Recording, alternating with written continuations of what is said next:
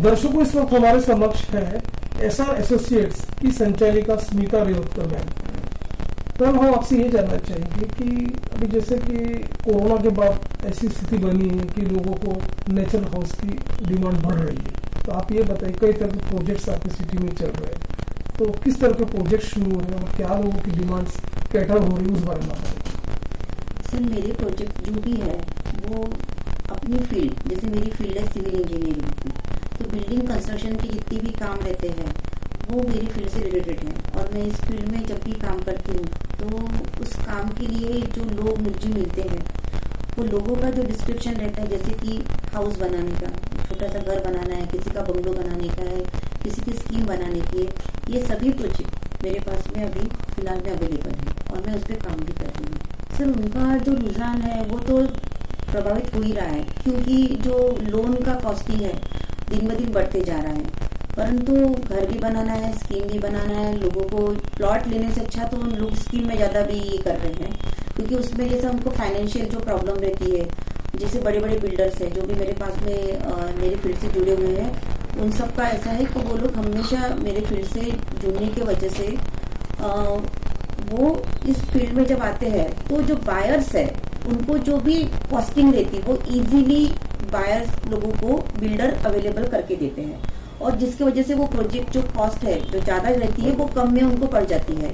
इस टाइप से उनकी जो भी है वो चलते रहता है। देखिए सर, पहले तो बहुत कम में हो जाता था जब वो अपना ये था क्या बोलते कोरोना के पहले। अब ऐसा हो गया कि कोरोना के बाद से जब भी स्थिति देखी जाए तो हमारा जो भी फील्ड वर्क है वो नहीं ज़्यादा तो 40% से बढ़ गया है। जैसे कि मटेरियल कॉस्टिंग हो गया, स्टील हो गया, रेती गिट्टी सीमेंट सभी बढ़ गया है। और साथ में उनकी वजह से क्या हुआ कि हमारे फील्ड से जो भी लोग ये परचेस करते हैं फ्लैट्स वगैरह, तो जो कॉस्टिंग उनको पहले 24-25 लाख के आसपास पड़ती थी, अब वो 40-45 के आसपास पड़ती है। तो पर वो इसका एक और बेनिफिट ऐसा हो गया कि वो जैसे एरिया रहता है, जैसे समझ लीजिए आप मानेवाड़ा में स्कीम बना रहे हो या फिर आप इसमें स्कीम बना रहे हो दिगोरी में और वाटोड़ा में, तो हर इसमें जैसे कॉस्टिंग है उसका डिफरेंट अमाउंट का वो उनका कॉस्टिंग पड़ता है। तो जिन भी लोग जो हमारे पास में आते हैं बायर्स, तो हम लोग उनको जो भी कॉस्टिंग उनके हिसाब से जो बैठती है हम उनके हिसाब से उनको फ्लैट स्कीम अवेलेबल करके देते हैं। सर, मेरी जो स्कीम है मानेवाड़ा में 2 साइड चल रही है स्कीम की। उसके बाद में मेरी वाली जो स्कीम है वो अपनी वाटोड़ा खरबी चौक के आसपास में जो गोलमारे सर है उनकी चल रही है। मानेवाड़ा में नरूले सर है, उनका गुरु मौली के नाम से एसोसिएट होता है। और उसके बाद में मेरा जो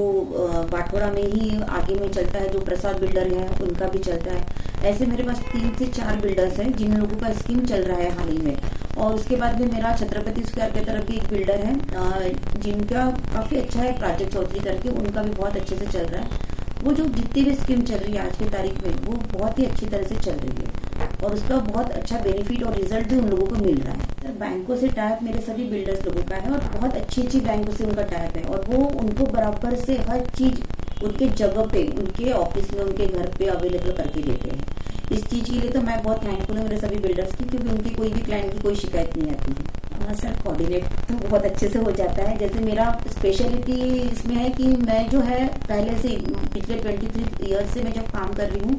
उसमें मेरा जो सैंक्शनिंग का बहुत बड़ा पार्ट है NNC NIT में से, और उसी सैंक्शनिंग के बेस पे हम लोग पूरी स्कीम सैंक्शन करके लाके देते हैं हमारे बिल्डर्स को। उसके बाद हम पूरा वर्कआउट चालू कर देते हैं। और जो मेरे छोटे जो प्रोजेक्ट चलते हैं, जैसे कि एक रेसिडेंशियल बनाना G+1, 2, 3 जो भी बंगलोज है वो बनाना, वो सब चीज़ें जो घर वालों को लगती है वो सब चीज़ें मेरे पास से अवेलेबल रहती है। तो जैसे ही मेरे पास में उनका सैंक्शनिंग हो जाता है तो मैं उनको एक एस्टीमेट वगैरह जो भी लगता है उनको बैंक से फाइनेंस होने के लिए वो सब अवेलेबल करके देती हूँ। और उसके बाद उनकी जो प्रोजेक्ट है वो मुझे मिल जाते हैं और मुझे मिलने के बाद में फिर मेरे काम चालू हो जाते हैं। बिल्कुल होनी चाहिए और रहेंगी सर, क्योंकि जैसे जहाँ तक मेरा ख्याल है कि मेरे पास में वहाँ के 3 लोगों के ऐसे घर है बनाने के लिए जिनको मिहान की NOC लगती है। मिहान मेरे बोले तो अपना एयरपोर्ट NOC, तो उन लोगों के भी काम चल रहे हैं मेरे पास में। अभी उनका मैंने सैंक्शनिंग तो डाला है, जैसे ही वो आते हैं तो वो मेरे प्रोजेक्ट चालू हो जाएंगे। सर, मैं तो चाहूँगी कि मेरे पास मैक्सिमम लोग आए और मेरे पास में जो नॉलेज है उस नॉलेज को मैं सभी में दूं और जितना हो सके मैं जो भी मेरे प्लस में क्लाइंट्स आते हैं उन्हें भी मैक्सिमम से मैक्सिमम जितनी उनको अवेलेबिलिटी लगती है या उनकी कुछ भी प्रॉब्लम हो वास्तु के अगेंस्ट में या फिर उनको कंस्ट्रक्शन में कई प्रॉब्लम आ रही है या फिर उनको ऐसे लग रहा है कि हमारा घर ये बजट से ये बजट में बन जाना चाहिए, तो मैं उनको पूरी तरह से सलाह भी देती हूँ और उनका काम करके भी देती हूँ। मैं लोगों से यही कहूँगी कि आपको अगर कुछ भी बेनिफिट चाहिए तो आप मुझसे कंसल्ट